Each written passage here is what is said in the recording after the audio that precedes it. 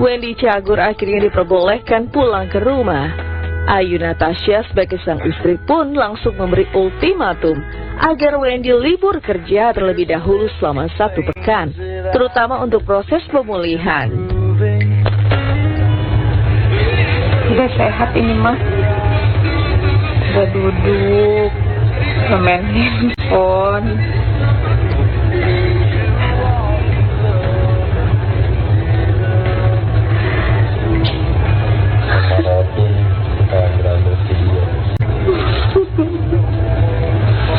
Udah kembali ke Wendy yang asli.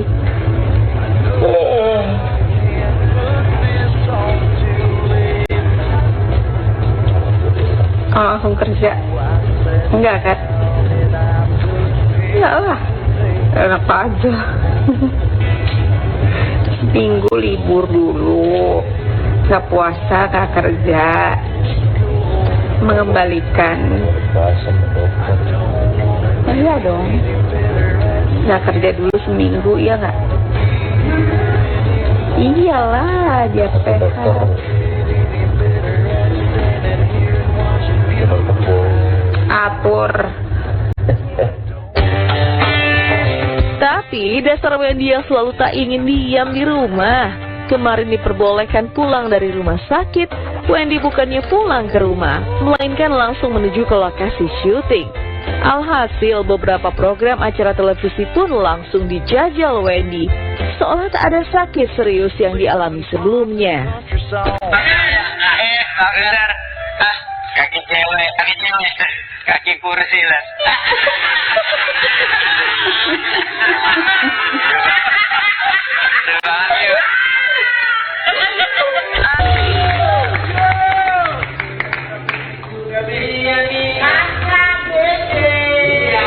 Ini keinginan adik tertua akhirnya terkabul.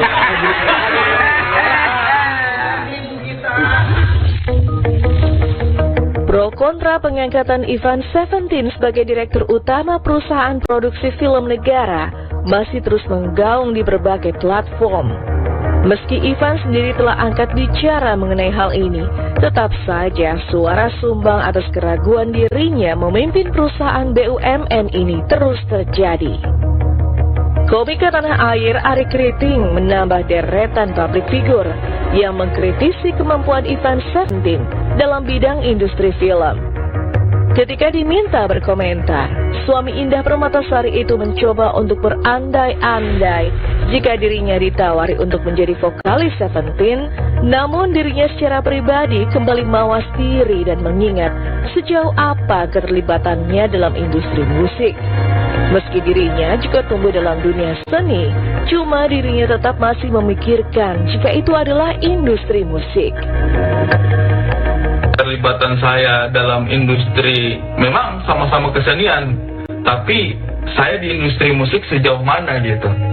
Ketika saya ditawari jadi vokalisnya Seventeen, saya juga pasti akan berpikir. Jadi anda ini bahasanya mengkritik sebenarnya ya, kalau tidak kompeten bisa menolak sebenarnya. Kita tidak bisa bilang kompeten apa tidak, kita yang menakar diri sendiri. Kalau saya jadi vokalisnya Seventeen, saya akan menakar diri saya bahwa saya tidak terlalu terlibat dengan industri ini gitu, kayaknya bukan saya deh, mungkin boleh cari teman-teman yang lain. Pasangan Jessica Iskandar dan Vincent Verhaak terlibat dalam sebuah percakapan tentang bagaimana perilaku anak muda zaman sekarang. Yang terbilang hanya ingin terlihat elit, namun sebenarnya keuangannya sangat sulit. Orang tua dari 3 anak ini mengaku jika banyak dari mereka tinggal di kos-kosan seadanya.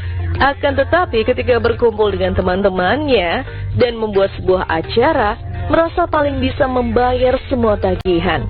Padahal mungkin saja uangnya pas-pasan. Kabar bahagia datang dari aktris Nana Mirdad yang merayakan ulang tahun ke-40 pada 14 Maret kemarin. Di hari spesialnya itu, ibu 2 anak ini tampil begitu cantik menawan dalam balutan gaun merah, dan sebuah kejutan super romantis disediakan Andrew White sang suami. Maka inilah momen bahagia super romantis saat Andrew memberi kejutan ulang tahun kepada sang istri tercinta di sebuah restoran super mewah di Bali. dikelilingi anggota keluarga besar serta para sahabat dekat.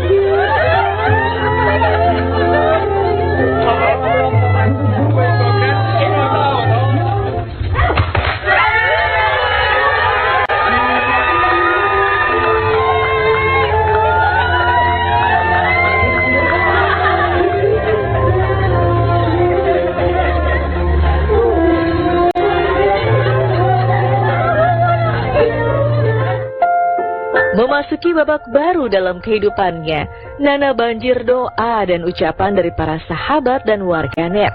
Di usia yang baru ini banyak yang mendoakan agar Nana dan Andrew tetap menjadi couple goals yang awet muda, yang tetap menjadi inspirasi bagi jutaan pasangan muda di luar sana.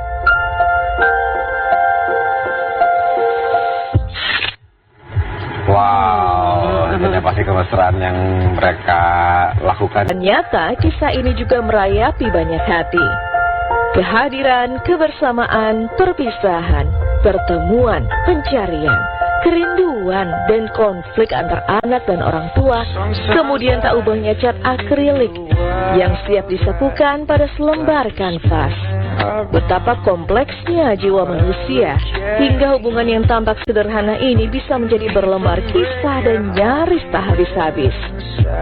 Dari subur tanpa dasar inilah sketsa bahagia Fitri Tropika dan sang suami sambut kemenangan sang putri Sada kala ikut lomba ice skating teruntai. Dari dekap peluk ayah bunda, anak mendapat kehangatan sejatinya. Dari curah cinta orang tua, anak-anak memperoleh hamparan jiwa yang memacu Sada untuk menggeluti hobi ice skating. Si sulung ini tak dipaksa, melainkan menuruti kata hati untuk bersenang-senang di usianya yang memang masih diwarnai dengan kegiatan bermain-main. Alhamdulillah senang lah, kan itu hobinya anak-anak, biar awalnya sih cuma biar ada kegiatan aja, biar bergerak gitu. Olahraga aja. Cuman alhamdulillah makin kesini kok jadi kayak serius, ya udah kita dukung aja kalau jadi orang tua. Ya, jadi sebenarnya kalau dari kita tuh nggak pernah kayak kepikiran Sadul bakal ikut kompetisi, bakal ikut lomba, kayak ya udah kita support aja. Dan kayak kalau Pak lagi kompetisi pun kita sama sekali sejujurnya nggak nge-aim harus menang atau apa, yang penting anaknya happy dan yang penting nggak jatuh. Udah gitu doang. Dan ketika akhirnya dapet ya udah bonus aja.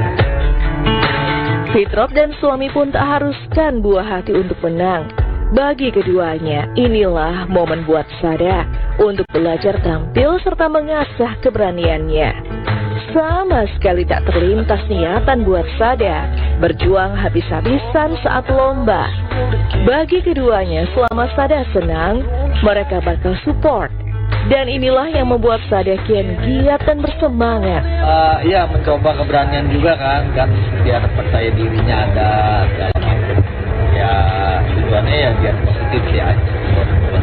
Iya, dan sebelumnya juga kita pasti tanya sama anaknya, Sada mau nggak ikutan lomba, dan dia kayak di luar ekspektasi dianya mau. Terus udah gitu kayak bahkan kalau dia lagi nggak sama coach gitu, dia kayak suka yang latihan sendiri programnya dia gitu ya. Kita justru malah aku kayak nggak yang Sada nanti jangan lupa ya latihan. Justru nggak, emang kemauan itu datang dari anaknya, kita cuma support dan dia bisa komit sama konsisten sejauh ini, ya kita ikut senang. Pokoknya semana Sada pengen semana Sada pengennya ya kita support sebisa. Hangat cinta orang tua jadi penyemangat Sada untuk giat berlatih. Sang putri tak merasa dirinya sedang dieksploitasi oleh orang tua untuk mengembangkan bakat serta kemampuannya.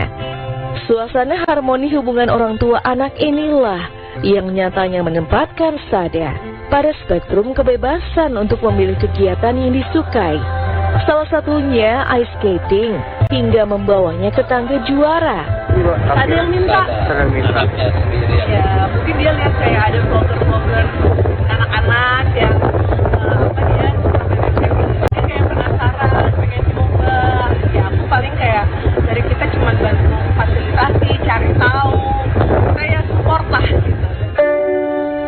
Ketika anak mulai berprestasi, akankah Fitrop dan suami bakal fokus arahkan buah hati agar terus mengikuti berbagai lomba? Benarkah pula Sada sendiri pun berniat untuk selalu tampil di setiap perlombaan ice skating?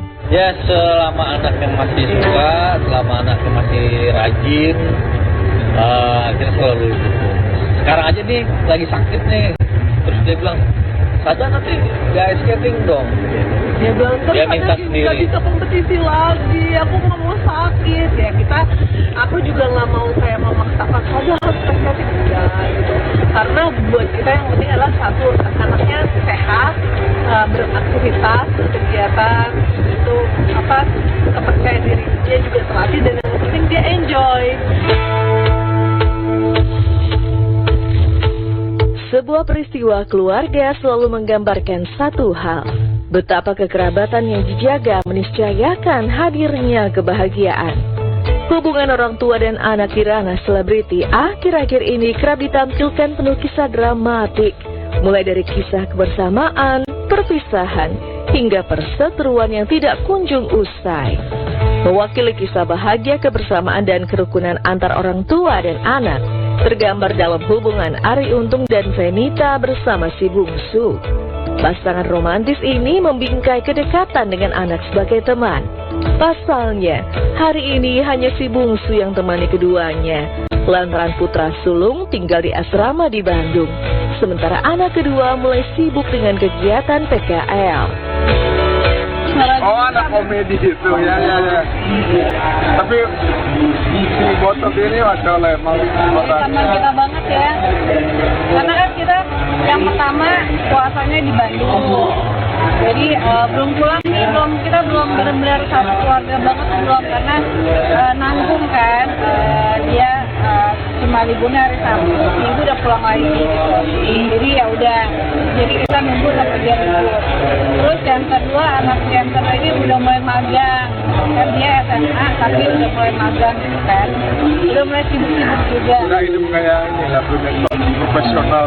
Kayak aku udah mau kerja nih. Jadi fase itu. Jadi ya udahlah kita kasih ini. Nah yang anak yang cowok ini yang bontot ini teman kita banget. Dan tingkah si bontot yang tampak tak kuat menahan lapar jelang waktu berbuka, menambah seru momen buka puasa Arie dan Fenita. Di saat ini pula si bontot yang mulai berpuasa diajarkan tentang arti dan makna dari ibadah puasa itu. Dan Alda dia juga udah mulai puasa kan. Jadi kayak jam-jam ini jam kayak gini, jam genting nih, jam-jam 4, jam 5 tuh udah mulai jam berapa sih? Tapi ya udah serunya sih. Pun tingkah kocak sang anak yang belum paham betul tentang wudhu memberi warna tersendiri untuk Arie dan Fenita. Betapa tidak, sang anak mengira wudhu hanya dilakukan sekali saja, bukan setiap kali saat sholat. Ya ini wudhunya itu dia tuh bisa jaga wudhu, dia orang seperti juga wudhu ya. Sebenarnya. Tapi jaga wudhunya, wudhu dari kapan? Dari subuh. Kalau dia udah sholat subuh, itu sholat berikutnya dia tanya nggak ada wudhu. Aku udah wudhu di sini.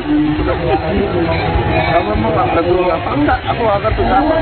Tapi kan udah tidur, udah apa sih? Udah mandi apa? Dia kalau disuruh sholat tuh tinggal aja udah berdiri udah sholat gitu. Kamu tadi wudhu kan? Terus kenapa? Aku udah wudhu.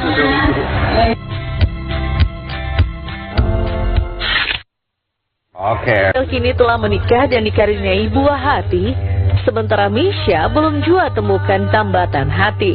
Ditinggal nikah oleh kembaran, Misha yang berteman kesendirian mencoba hibur diri dengan bermain games dari malam hingga pagi menjelang. Kondisi ini nyatanya membuat Marcel kecewa. Stop main game. Gini, gue main game. Stop bilang gue untuk main game. Lu semuanya lo. Kalau gitu deh. Ini stop bilangnya stop. Stop makan siang. Stop bilangin gue jangan makan siang lagi. Itu terus ada alasan dong kenapa gue bilang. Kenapa lu stop main game? Gue main game karena gue gak punya perempuan. Gue gak punya istri. Jadi pelarian gue adalah main game. Marcel tentu tak ingin sang kembaran tenggelam dalam kesendirian yang kadang terlihat ngenes. Ia kerap mendesak Misha agar mencari pasangan dan mengikuti jejaknya bina rumah tangga, lalu timbang momongan. Marcel berharap anak-anak mereka tak jauh jarak usianya, tapi harapan itu tampaknya bertepuk sebelah tangan. Gak pernah, kalau nyuruh sih gak pernah, tapi nanya terus. Maksudnya bukan nanya ya, cuma gue tuh cuma pengen, kan kita tuh kembar. Gue pengennya tuh anak kita juga gak terlalu jauh bedanya, supaya anak kita tuh bisa main, merasakan apa yang kita lakuin gitu, apa yang kita alami selama ini. Kayak kita punya ada temen ngobrol gitu loh. Nah gue pengennya anak gue juga sama anak dia, udah sekarang udah jauh banget nih pasti bakal jaraknya kan gitu deh. Udah lah, gue gak nanya lagi. Cuma dia tuh suka kadang-kadang gue tuh kesepian, gue tuh pengen ya cari pacar lah gitu loh. Jadi dia curhat, makanya gue sering berantem karena apa yang dicurhatin sama ini lakuin tuh gue kayak lu pengen punya cewek tapi lu di rumah mulu, gimana ceritanya? Dan Marcel sendiri kerap mengenalkan Misha dengan lawan jenis. Pun tak sedikit teman-teman yang berusaha menjodohkan. Misha pun tak ingin berlama-lama segera naik pelaminan. Tapi mengapa tak kunjung temukan pasangan yang cocok?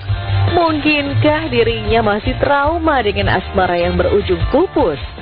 Gue udah sempet dikenalin sama beberapa dari temen gue sendiri yang di luar dari area nyaman gue. Tapi nggak nyambung aja. Gue selalu punya prinsip, pokoknya gue tuh nggak mau lama-lama ya. Bisa bukan karena udah umur segini ya, cuman kira yang apa lama-lama gitu. Jadi kayak gue langsung kalau waktu ketemu langsung on the point aja, langsung ngomong gitu. Bilang kayak lo dikenalin ke gue dikenalin ke lo. Jadi kita nggak perlu basa-basa lagi. Ya pokoknya lo mau tahu apa dari gue, lo ngomong aja. Gue mau tahu apa dari lo, apa tinggal ngomong aja. Kalau nggak ada sparknya di bulan ketiga udah selesai aja gitu. Tapi apa daya, hati Misha belum klik ketika bertemu lawan jenis. Lantas, benarkah gegara Misha yang berjanji 2 tahun pasca sang kembaran menikah dirinya menyusul, namun kini tak kunjung dipenuhi, membuat keluarga pun akhirnya angkat tangan untuk mendesaknya. Ada sih beberapa kali dia, cuman gue lihat dulu coba, gue tuh punya proses sendiri. Bukannya gue cuma ngelihat dari luar doang, cuma maksudnya kita laki-laki wajar lah kalau misalnya kita ngelihat dari luar dulu. Sebelum gue nggak mau lihat Instagramnya, gue nggak mau lihat apa, gue cuma ngeliat fotonya aja dulu. Ya udah, habis itu ketemuan dan pertemuan pertama kalau misalkan ada sparknya, gue ngajakin ketemuan yang kedua. Ada kedua yang ada sparknya, gue ajakin ketemuan yang ketiga. Cuma yang ketiga ada, gue langsung kayak udah lah. Apalagi nanti sempet tinggal setahun di rumah kan, jadi gue sempet ngerasain tuh namanya ganti pop segala macem. Terus ya, tapi gue nggak jam 2 pagi, jam 3 pagi mereka bangun, gue nggak bangun gitu. Nggak ada. Jadi maksudnya paling cuman pertanyaan doang sih. Kalau dulu beberapa tahun lalu mungkin lebih banyak nge-push gitu. Akhirnya gue bilang, ya udah jangan push aku deh. Aku udah tahu apa yang aku mau. Jadi kalau aku udah siap, udah siap, tinggal gampang, tinggal nikah gitu. Jadi jangan push. So kalau lo nge-push malah jadi gue sih ketemunya sama yang nggak benar gitu. Dan Misha sendiri sempat dikabarkan jalin hubungan spesial dengan Cut Shiva. Tapi benarkah hubungan mereka kandas gegara perbedaan keyakinan? Enggak. Jadi sama Cut Shiva tuh apa tuh sebenarnya? Kita emang udah rumor hampir 6 tahunan karena kita syuting bareng. Dan pas waktu syuting kita cerita nikah. Dan dari waktu nikah tuh bukan ceritanya sih, emang waktu itu si Cut Shivanya belum berhijab. Nah, sampai dia berhijab tuh kita masih temenan bareng aja. Jadi banyak yang bersangka tuh udahlah, udah sampai berhijab, udah pikirnya gua nggak punya agama kali ya. Meski sebatas teman, benarkah Misha cukup protektif bahkan menyeleksi pria yang ingin dekati Cus Syifa? Sebenarnya bukannya gue bilang nggak boleh, tapi lebih kayak ngasih tahu aja, nyari suami tuh nggak gampang. Bukannya gue juga karena belum punya istri jadi gue belaga, tapi kan gue ngeliat dari saudara gue nih, dia udah nikah, kakak juga udah nikah, jadi udah tahu nih kalau yang menikah tuh jangan cuma sekedar lihat dari luar doang, harus bener-bener lihat dari dalamnya dulu.